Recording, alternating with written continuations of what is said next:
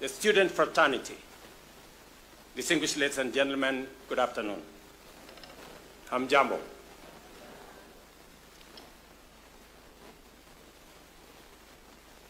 Saa zingine kunasemekana mtu amepata kazi. Alafu saa zingine kunasemekana kazi imepata mtu. I think in this case, the latter is true.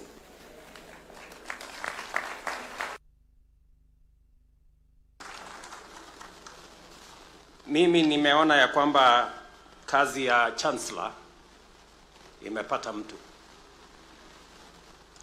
And it is with great pleasure to join you on this historic occasion marking the installation of the second Chancellor of the Co-Operative University of Kenya.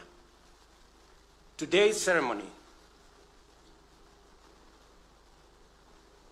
marks not only a new chapter in the leadership of this distinguished institution, but also reaffirms the university's steadfast commitment to its mission of empowering communities through cooperative education, research, innovation, and sustainable development. Allow me at the outset to congratulate Dr. Bernard William Chitunga. Congratulations. Raila Odinga called him young man. He is young enough for me also to call him young man. Your elevation, Dr. Chitunga, to this role is both historic and symbolic, reflecting our collective conviction that young people are not merely leaders of tomorrow, they can also lead today. As government, we are intentional about integrating young people into leadership to unlock their innovation, energy, and bold thinking in shaping our country's future. I think if there is boldness and courage, we have seen in the vision of Dr. Chitunga. Ladies and gentlemen, the Cooperative University of Kenya holds a unique and important place in our national development journey. For over 70 years, it has been a vital engine for molding skilled human capital and producing knowledge systems that uplift communities. Its foundation in the cooperative values of equity, democracy, solidarity, and mutual responsibility has ensured that its focus remains grounded in making a real impact on people's lives and driving grassroots transformation. The university's impact is evident in the professionalism it brings to cooperative governance, the training of strategic leaders for MSMEs, and its robust research and policy work that strengthens institutions at the foundation of our economy. This is, in my very honest opinion, true empowerment, people-centered, local, and transformational. Our agenda is to build on the productivity of every Kenyan. During nationwide consultations, Kenyans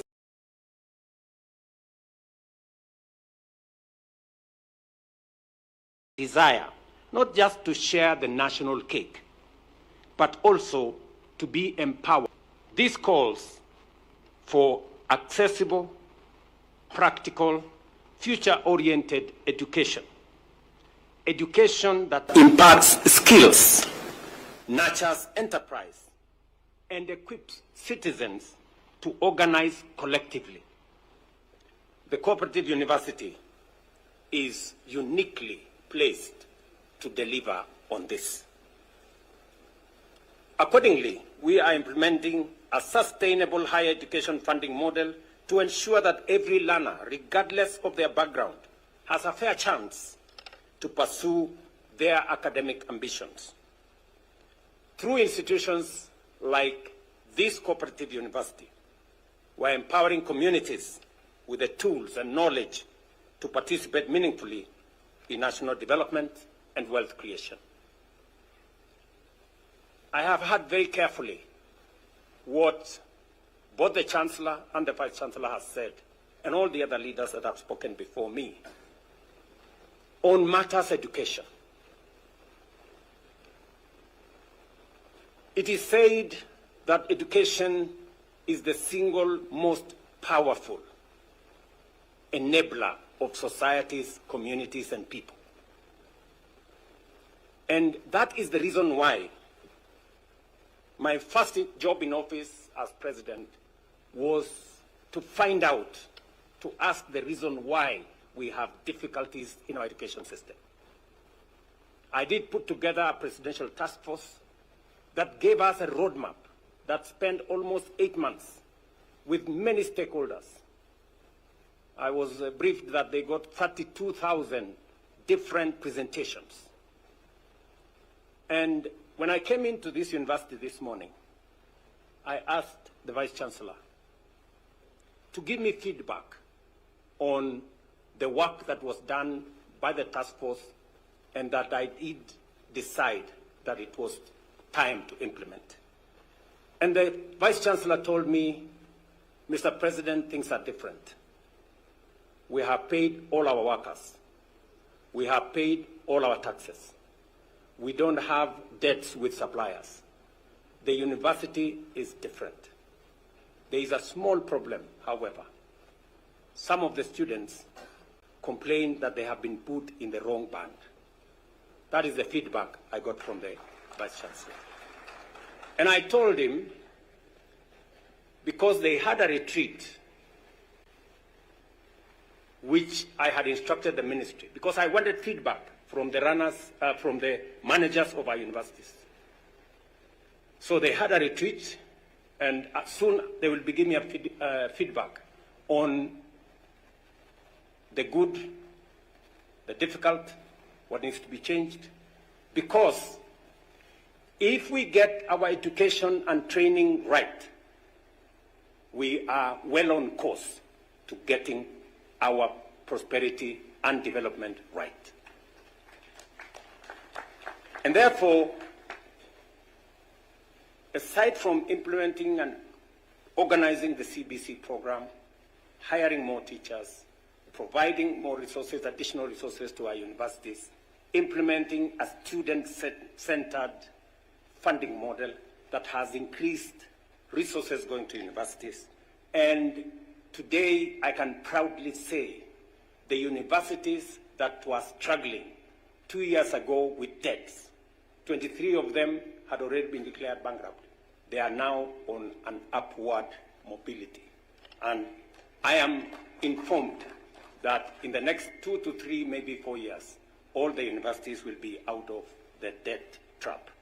And it is because we must work together with our university managers, our vice-chancellors. And today, I am very proud that a young man of 36 becomes the youngest chancellor in the Republic of Kenya. And he stands out. You agree with me that we have the best that we could get for a chancellor for Cooperative University.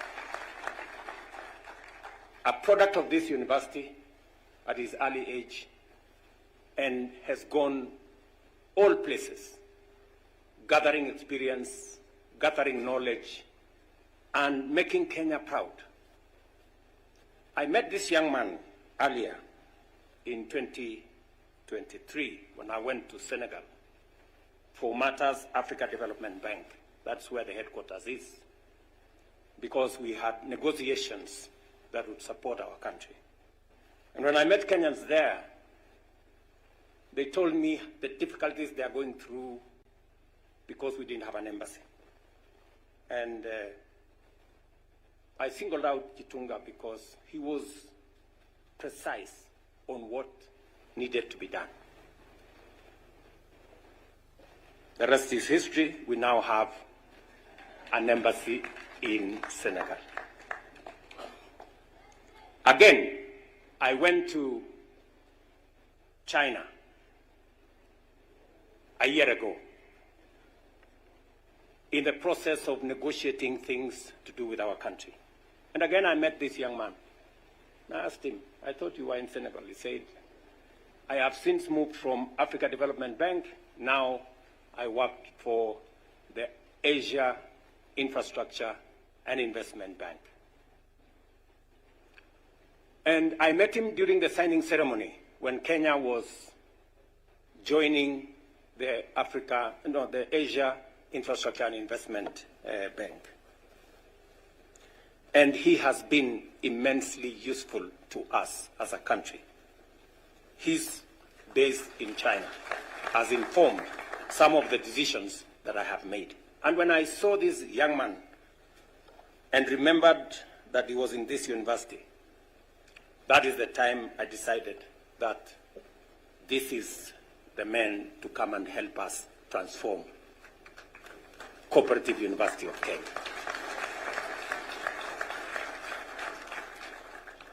My good friend Chitunga, you have a big vision, bold, and you are courageous. You have my support and that of the government of Kenya as you undertake that bold vision you have for this university. Let me just tell you two things. As our former Prime Minister said, savings is a very important component of any meaningful progress of our country. Just to give you statistics, savings as a percentage of GDP in Kenya today is between 10 and 12%. Savings as a percentage of GDP in China, where Chitunga works, is 55%. Everybody is trained to save from the beginning, as early as possible. And that is how they have developed the resources to invest in their country, to develop their country, and to create the environment that you see today in their country.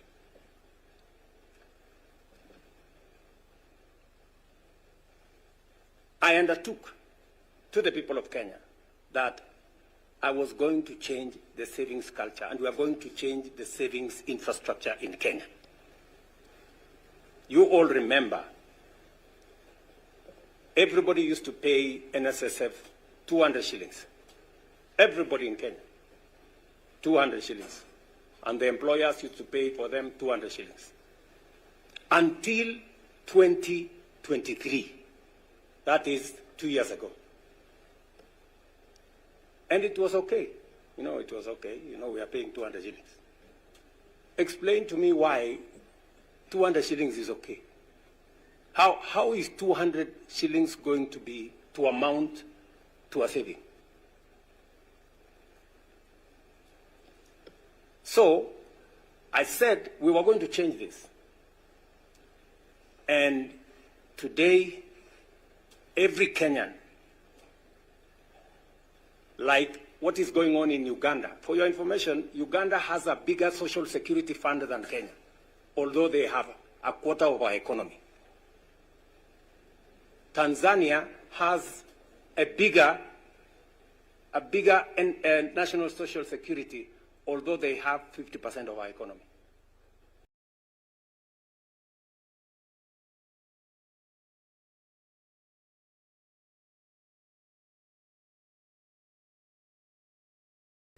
In Uganda, everybody saves 10% of their salary. In Tanzania, everybody, and it was supposed to be okay. And I was supposed to do nothing about it. Really? So, we made the right decisions. Today, every Kenyan is saving 6% of their salary. And every employer is saving on behalf of their employees 6% of their salary. And look, I will give you some statistics. You can go and account a check. from independence up to 2023, we saved 320 billion in 60 years, right? But in just 2 years, from 2023 up to 2025, today, we have saved 280 billion. By the end of this year, we will have doubled the money we saved in 60 years. And by 2027, yes, by 2027, we will have saved 1 trillion shillings. Because we have made some bold decisions. That is why I encourage you, Dr. Gitunga. What you have said to many people here seems impossible. I want to encourage you, it is doable, it is possible. Go ahead. You have my support and that of the government of Kenya. Many of these people here will not believe what I'm saying. Yes. But you will be shocked. Go check the statistics. So that is how to transform a nation. And I'm very proud of it. Because I'm going to confound the naysayers. Secondly, Dr. Gitunga, as we transform the nation, the cooperative movement is very important. And I like what you have said about research and about innovation and about AI and what your plan is in that space.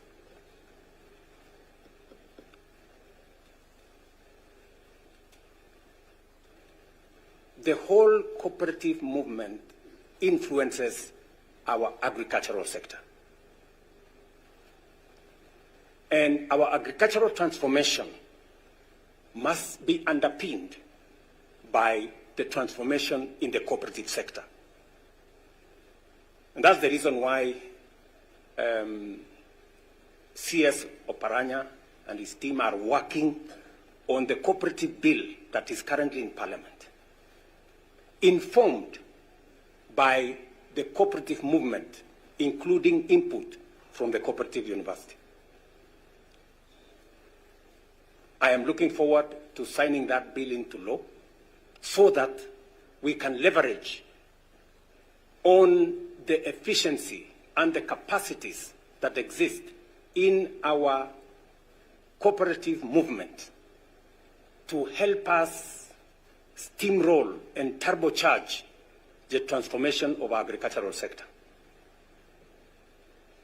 Just to give you some statistics, the agricultural sector, we have, because of God's blessings on rain, interventions we have made in inputs, fertilizer, seeds, and others, we've seen growth in the agricultural sector. That growth will be enhanced if we organize the cooperative sector better. And that is why the cooperative bill currently in Parliament is very important. We've seen, for example, growth in the maize sector. We've moved from 40 million bags to 72 million bags. You've seen earnings from tea went up from 170 billion to 215 billion.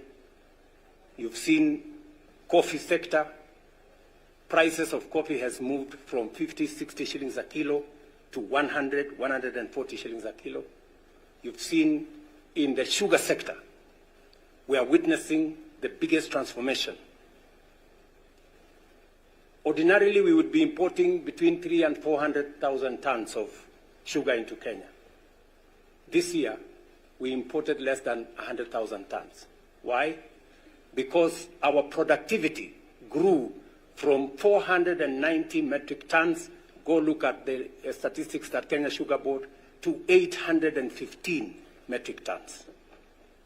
We just concluded the commercialization of the 5 sugar mills owned by government.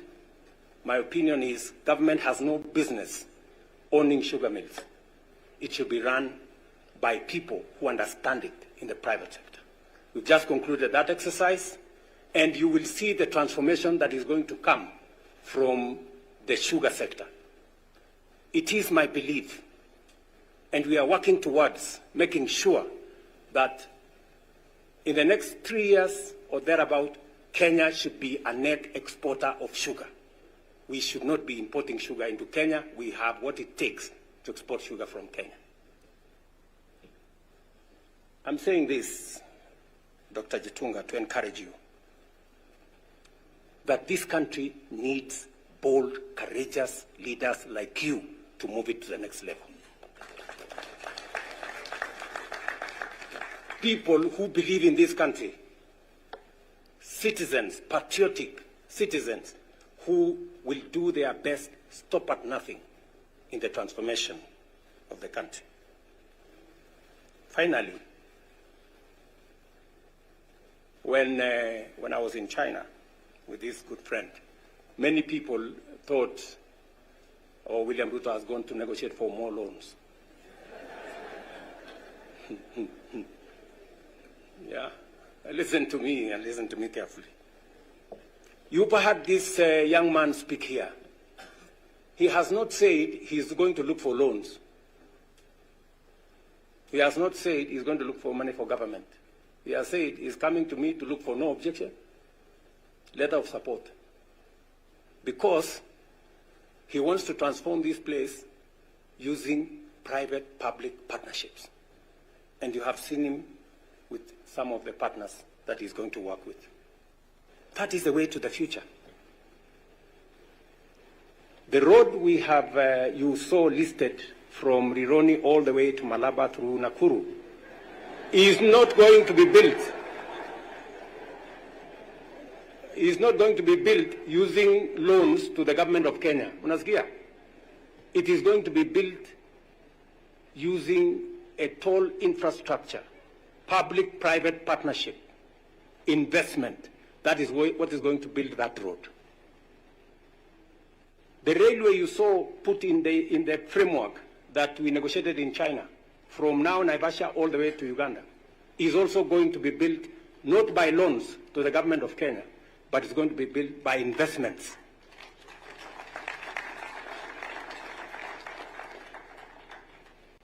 Let me also tell you that we have developed alternative financing mechanisms that do not take the country the route of loans that could endanger the future of our country. And I have been resolute in saying that we must find alternative financing mechanisms. Today, you have heard the announcement in our housing fund program. We have decided as government to support the education sector with student hostels. And Co-Operative University is going to be a beneficiary. We're going to have a hostel facility here that will accommodate 2,520 students. It's going to happen in every university in Kenya and every Tibet, and we are going to finally go to every Kenya Medical Training Center. Our first batch of investment is to build hostel space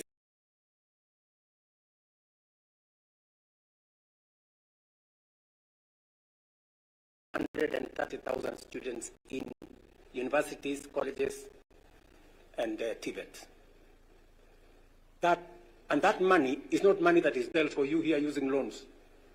We are going to use money we have raised, our own local resources. That is how to build the country. It is the money we are using to build all the housing units.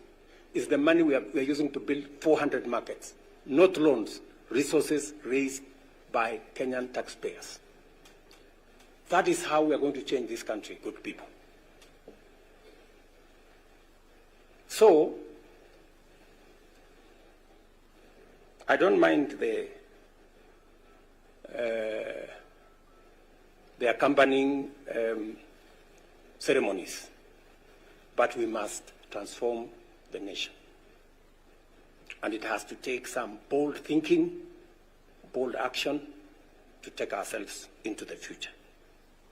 And that's why I'm very encouraged to see a young man from Kenya working as an international servant, bringing that oomph and expertise and knowledge and courage to our country. Allow me, ladies and gentlemen, to say, accordingly, we are implementing a sustainable higher education funding model, as I said earlier, to ensure every learner has an opportunity to be their best. The cooperative model is central in our economic transformation strategy. With over 14 million members, cooperatives now contribute nearly half of our national savings and finance 90% of some of the housing stock that is going on. The implementation of Sessional Paper number 4 of 2020 and the Cooperative Bill 2024, now before Parliament, will institutionalize reforms that center training, research, innovation as pillars of a modern and sustainable cooperative movement. This university is not just a partner in this effort. It is an anchor. I like what was said here, and I like the questions Chitunga is asking. As we deepen investment across our 5 priority pillars of agriculture, MSMEs, housing, healthcare, and digital economy, we look to Cooperative University of Kenya to provide leadership, capacity building, and research that translates into real, measurable change in people's lives. Allow me at this juncture to highlight a few of the commitments that have been made. One of them is the hostel infrastructure for this university. And secondly, through the Chancellor's Legacy Program that Dr. Chitunga has just elaborated, we welcome initiatives to expand infrastructure through public-private partnership, establish new research centers, and build sustainable financing. The government will remain a committed partner in delivering this ambition. And number 3, recognizing that land scarcity is a barrier to growth, we will work with the university to secure additional land for flagship projects, including the proposed Cooperative University Innovation Hub, a facility dedicated to research, training, incubation, and community empowerment at the heart of the cooperative movement. Ladies and gentlemen, the Cooperative University of Kenya must continue to serve as a national resource, a catalyst for social equity, and a laboratory for economic transformation, and a beacon of hope for communities it serves. Empowering communities is not merely a slogan. It is a strategic imperative in building an inclusive, sustainable, and just Kenya. The government of Kenya stands firmly with this institution, and we will continue to support your programs, invest in your growth, and co-create pathways to prosperity for every Kenyan household. To Dr. Chitunga, Mr. Chancellor, the University Council, Management, Senate, faculty, staff, and students, I wish you great success as you carry forward the noble mission of knowledge creation and community transformation. Asanteni sana, and God bless you. Another round of applause for His Excellency for that wonderful speech.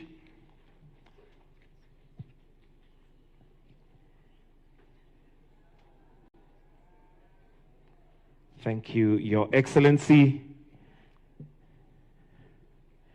And at this point, allow me to invite the Vice-Chancellor to dissolve the congregation. We may take our seats. I'll invite the Vice